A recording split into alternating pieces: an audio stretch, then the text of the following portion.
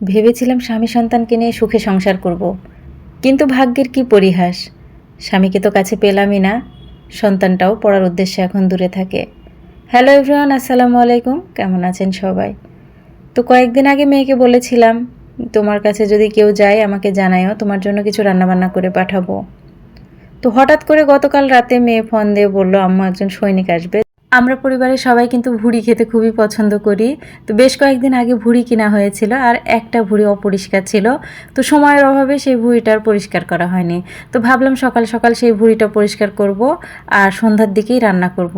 আমরা ভুড়িটা কিন্তু টাটকা রান্না করি না, একদিন বা 2 দিন জ্বালানোর পরে তারপরে রান্না করি, আর সেই ভুড়িটা খেতে কিন্তু বেশি ভালো লাগে। তো ভাবলাম ঠিক আছে, সকালে প্রথমে আগে ভুড়িটা পরিষ্কার করে জ্বালিয়ে নিই।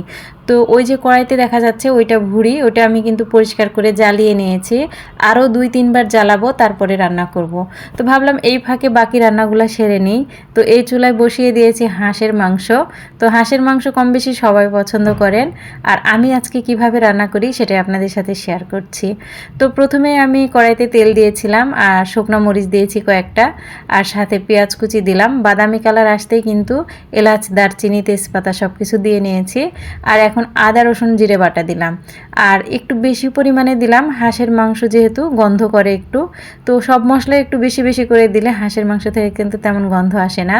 তো পরিমাণ মতো লবণ দিয়ে দিলাম, আর এবার আমি গুঁড়া মশলাগুলো একে একে অ্যাড করব।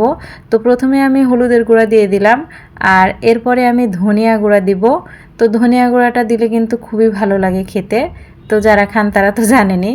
তো এরপরে আমি মরিচের গুঁড়া দিয়ে দিলাম, মরিচের গুঁড়া পরিমাণ মতো দিয়ে দিলাম। আর হাঁসের মাংসে কিন্তু একটু মরিচের গুঁড়া বেশি করে দিলেই খেতে মজার হয়।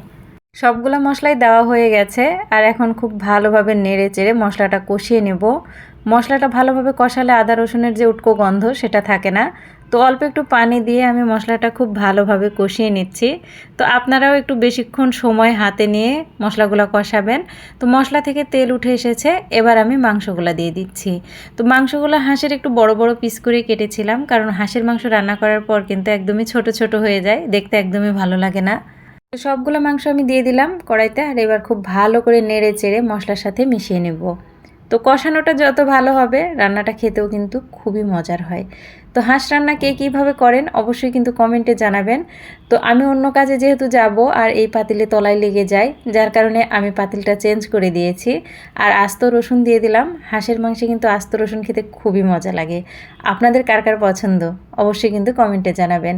তো ভুড়িগুলো আমি অনেকবার জ্বালানোর পর, এটা বিকালবেলা, তো আমি এখন ভুড়ি রান্না করতে চলে এসেছি। আর এই তো ভুড়িগুলো কিন্তু সেদ্ধ করে নিতে হবে, অনেক শক্ত থাকে। ভুড়িটা যখন আমি জাল করেছিলাম তখনও কিন্তু কিছু মশলা দেওয়া ছিল, আবারও আমি বেশি বেশি করে সব মশলা দিয়ে ভুড়িটা ভালো করে সেদ্ধ করে নিয়েছি। আর এখন আমি বাগার দেব।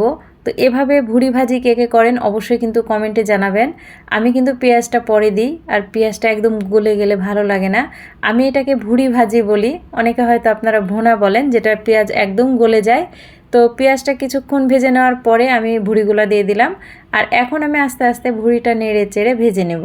তো এটাকে আমরা কিন্তু ছোটোবেলা থেকে দেখে আসছি, আর এটাকে ভুড়ি ভাজিই বলে, আমরা ভুড়ি ভোনা বলি না।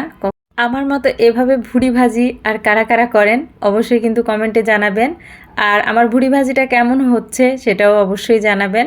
তো এভাবে আমি আস্তে আস্তে অনেকক্ষণ ধরে ভেজে নেব, আর সাথে আস্ত কিছু রসুন দিলাম। রসুনটা প্রথমে দিলে কিন্তু গলে যায়, আর এই সময় দিলে আমি যেহেতু একটু সময় নিয়ে ভুড়িটা ভাজি করব, আর এই কারণে একদম শেষ পর্যায়ে এসে আমি রসুনগুলা দিয়েছি।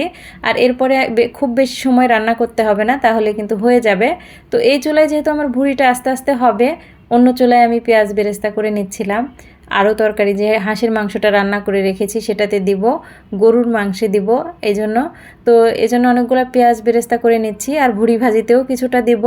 তো সব কিছুর জন্য একটু বেশি করেই পেঁয়াজ বেরেস্তা করে নিচ্ছি, আর এদিকে আমি বারবার নাড়া দিচ্ছি। তো দেখুন আমার ভুড়ি ভাজিটা কিন্তু হয়ে এসেছে, তো তেলটা উঠে এসেছে, এভাবে আমি নামিয়ে রাখলাম। আর আমার গরুর মাংস রান্না করা ছিল সেটাতেও পেঁয়াজ বেরেস্তা দিয়ে দিচ্ছি। তো পেঁয়াজ বেরেস্তা দিলে কিন্তু তরকারির স্বাদ অনেকটাই চেঞ্জ হয়ে যায়, অনেক ভালো লাগে খেতে। তো আপনারা যারা দেন না তারা অবশ্যই একবার হলো দিয়ে দেখবেন, অনেক মজার হয় খেতে। তো আমি ধনিয়া এবং জিরা ভেজে গুঁড়া করে রেখেছিলাম, সেই গুঁড়াটাও দিব। আর এই তো আমার গরুর মাংসটা কিন্তু হয়ে গেছে, চুলাটা অফ করে দিয়েছি। সন্তানকে খাওয়াতে পারলে মায়ের যে কতটা তৃপ্তি সেটা মাই জানে। সবাই ভালো থাকবেন, আল্লাহ হাফেজ।